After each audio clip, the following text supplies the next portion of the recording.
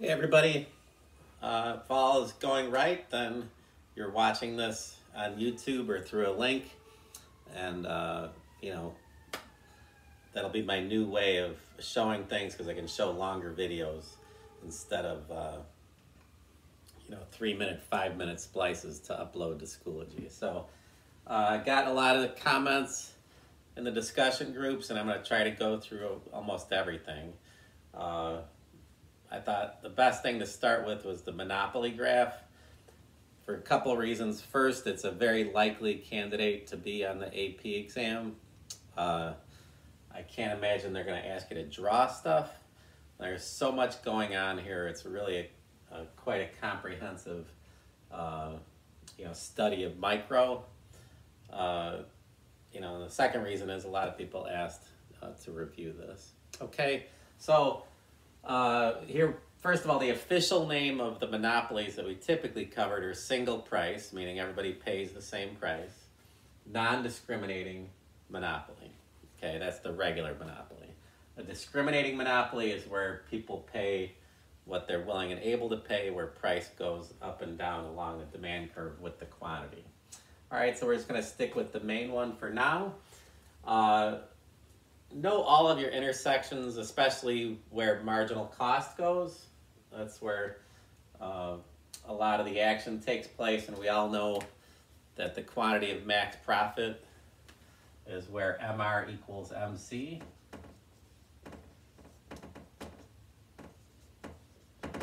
Or Mr. McProfit. And that's going to be your most important quantity. All right? So here's MR equals MC. That's our quantity of max profit. All right? The second most important quantity is going to be allocative efficiency, which is also socially optimal, which is also socially efficient, which is also, if we just say efficiency, that's assumed to be allocatively efficient. All right? And that is where price equals marginal cost. I should have put the allocatively efficient here first. All right, so our price equals marginal cost. Remember our little saying, purple monkeys chase after everybody. P equals MC is allocatively efficient. Okay. Then we also have productively efficient, which is not as important, but it is a quantity here. And that's where my cousins are the coolest people ever. That's where marginal cost hits average total cost at its lowest point. So this quantity 120 is productively efficient. Then we have, and these aren't always in the same order. Max profit is usually the first quantity unless diminishing marginal returns shows up here. But these other ones could be in any mixed order. Here we have where MR equals 0. Remember that is unit elastic and highest total revenue. So firms always want to be profit maximizing. That's the actual money you get to keep. But if there's a situation where you wanted a revenue maximizing situation, then this would be the quantity. All right. On this particular graph, an AP will do this. There could be a coincidence of allocative efficiency is also max revenue and unit elastic on that one. Okay. And then this last one here is normal profit, where price equals average total cost. That's break even. That's economic profit equals 0. Okay. And remember, when we talk about profit on this graph, it's always economic profit. Why? Because this is economics class. If it was accounting class, you would want to die, because that's how I felt whenever I took accounting. No offense to people who teach accounting if you happen to watch this video. But, and by the way, having said that, which is a nice disclaimer to anything you ever say, if you want a job for the rest of your life and to be employed forever, study accounting. You know. All right, so anyway. So economic profit is what we're always talking about on this graph.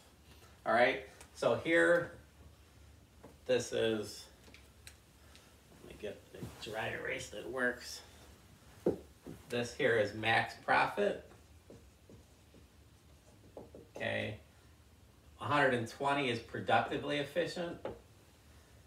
Okay, here price equals marginal cost. Marginal cost hits the demand curve. That's allocatively efficient, also socially optimal, also efficient, also socially efficient, also best for everybody. Okay, socially fair, socially just, anything like that. Okay, and then, so this 140 is both allocatively efficient and unit elastic, which is also highest total revenue. And then this last one here is normal profit or break even. That's where price equals average total cost. All right, so I'm gonna focus on the max profit quantity here. All right, well remember, price is always where? On the demand curve, okay? Price is always on the demand curve. This is the marginal revenue curve. Here is the price, okay? And I conveniently have a 50 there. Where is the average total cost? Well, here's my average total cost curve here. My average total cost is 35. So this baby blue rectangle right here, okay, is gonna be my region of economic profit. Now, I gotta go through some of the potential questions that they're gonna ask. What's the total revenue at max profit? Well, total revenue is price times quantity. Well, if the price is 50 and the quantity is 100, then the total revenue equals 5,000. What's the total cost at max profit? Well, the total cost equals ATC times the quantity. So the total cost equals 3,500. Okay, and the economic profit is total revenue minus total cost. So the economic profit is this region here, 5,000 minus 3,500, which is 1,500. That's one way to get it. Or I could just say the difference between these. Okay, I'll just shade this in nicely over here. Just digressing. You know who had an awesome job? That guy with the really curly hair who did the painting all the time. And everything ended up being clouds or a bush or a tree. It's amazing. Anyway, he just passed away and I don't want to be disrespectful. He was really great at what he did. So this region here is my region of economic profit. Okay?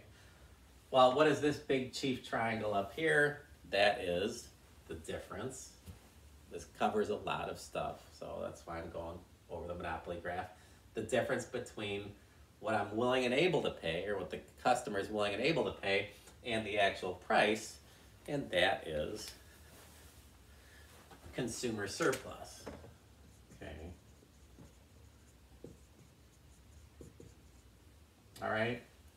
Consumer surplus is good for the consumer. We like consumer surplus. It means we're not spending as much as we have to, which means we can save money and spend it on other things. We like that, okay? Don't worry too much about producer surplus here.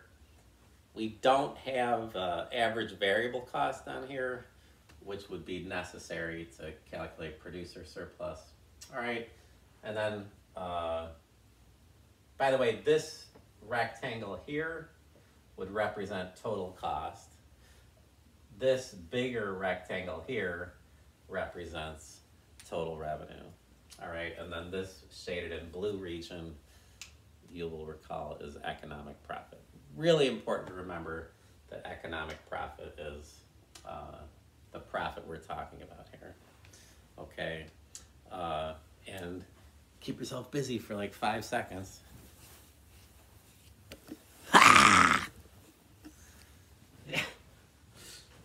See, I just scared you.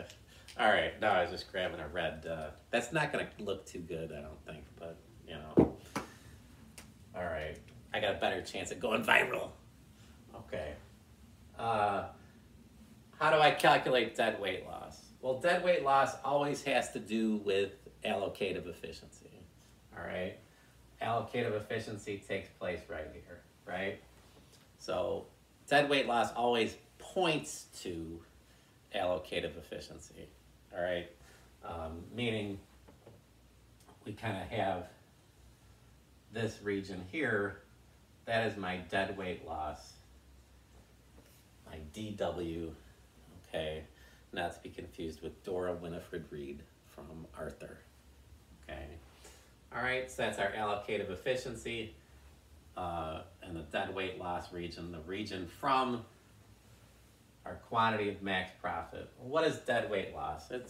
It's a loss of efficiency, which is why if we're to the left of here, that allocative efficiency, anything to the left of that indicates we're losing producer and consumer surplus. We're losing efficiency. And dead weight loss might also be called, I hate AP. That's right, I'm talking about you. It might also be called efficiency loss, okay? Or it could also be called welfare loss or something else. If you see some funky word that they decided to use with the word loss, they're probably talking about this, all right? Just trying to get prepared for all of their dirty tricks, all righty? Some potential questions. They aren't gonna say, what's the quantity of normal profit? They'll say, at what quantity will total revenue be equal to total cost? Or at what quantity will economic profit equal 0? Or at what quantity will it economically break even, something like that. Well, that's normal profit. That would be at quantity 150, okay? They could ask something, if they produced a quantity of 200, would they earn a profit or a loss? So what you would have to do here, draw in a 200, which is, last time I checked, bigger than 150. And then you just draw in, well, here's my average total cost, here's my price, the firm would be losing money, okay? Alrighty, that's one type of question. At what quantity would they maximize revenue? 140, okay? That is highest total revenue, where MR equals 0. Probably the trickiest question that they would ask would be something like, if the firm increased their quantity from 120 to 140, what would happen to total revenue? Okay. Well, this is where everybody under the influence of the Holy Spirit. That's right. I'm very close to God during this quarantine time. Dear Lord, help me get through this next month. Okay. Not joking. Find inspiration wherever you can get it. All right. Well, if the quantity goes from 120 to 140, this is the elastic region. This here is unit elastic, elastic, unit elastic, inelastic. Well, if the price goes down from 120 to 140, what happens to total revenue? Total revenue goes up, okay? What would happen to total revenue if the quantity went from 140 to 150? Well, this is the inelastic region, okay? Well, if the price goes down in the inelastic region, then total revenue goes down. Saltrapo over here, 9 traps over here, okay? And you can use this as your guide, right? The unit elastic is highest total revenue, so if you're going towards highest total revenue, that's, you know, going to increase revenue. If I'm going away from highest total revenue, in the inelastic region. Okay, remember we're talking revenue, not profit. Firms want to make the most profit. Last thing that could be asked, because they're going to want to see if you understand just about everything that there is to do, at what quantity is diminishing marginal returns take place. Well, right here is diminishing marginal returns, the lowest point on the marginal cost curve. Alrighty, I'm trying to think of any other potential questions. Aha. It's getting kind of messy. As you can see, we got a lot going on here, which leads me to think that they're going to go in this direction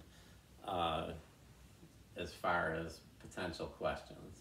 They could ask what would happen to consumer surplus if you produced at an allocatively efficient quantity. Well, if you produced at an allocatively efficient quantity, deadweight loss disappears, consumer surplus would increase. All right. But the last thing that they would ask is if this became a discriminating monopoly. I'm not going to redraw the whole graph, but if it becomes a discriminating monopoly, our MR curve now joins the DARP curve. Mr. DARP is back. Like, somebody just made a big comeback. Tom Skilling from Channel 9. Oh my gosh, I am so happy that he is back. He was like crying seriously the first time that he came back on. Welcome back, Tom. You are an institution. If I have a discriminating monopoly, okay, I have Mr. DARP here, so this all disappears. Really all you need to know is where MR equals MC now is at this quantity here, allocative efficiency, okay? And my total revenue, you may remember, becomes this big trapezoid, okay? I had a group of kids, 5 kids, in a study hall that I called the trapezoid of death. And this reminds me of them. The trapezoid is this region here. That's my total revenue. Okay. Well, what is my total cost? My total cost is, well, if this is my, looks like the total cost remains, you know, or average total cost remains the same, about 35. Okay. The total cost would be 35 times 140. I don't know what that is off the top of my head. I want to say 4,900, but I don't think so. Could be. Obviously, the monopoly gets a great, they're adding all of this. Consumer surplus disappears because everybody's paying up on the demand curve. Producer surplus becomes huge. Okay, it goes all the way up, okay, to this corner here. All right, and total revenue becomes this massive thing. So with a discriminating monopoly, a monopoly who usually is already winning, wins even bigger, okay? All right, and the consumer really loses. And the best example of, and it'll be called, by the way, a perfectly discriminating monopoly, okay? If there's a word that's confusing you that's added on to something, like if it's a perfectly discriminating monopoly or a first degree discriminating monopoly, it's a discriminating monopoly. There's, you know, why they try to confuse you, I don't know, but they do. So if you see demand deposits, for example, instead of deposits, it's the same thing, okay? But anyway, with the discriminating monopoly, college or university tuition is a good example to follow, right?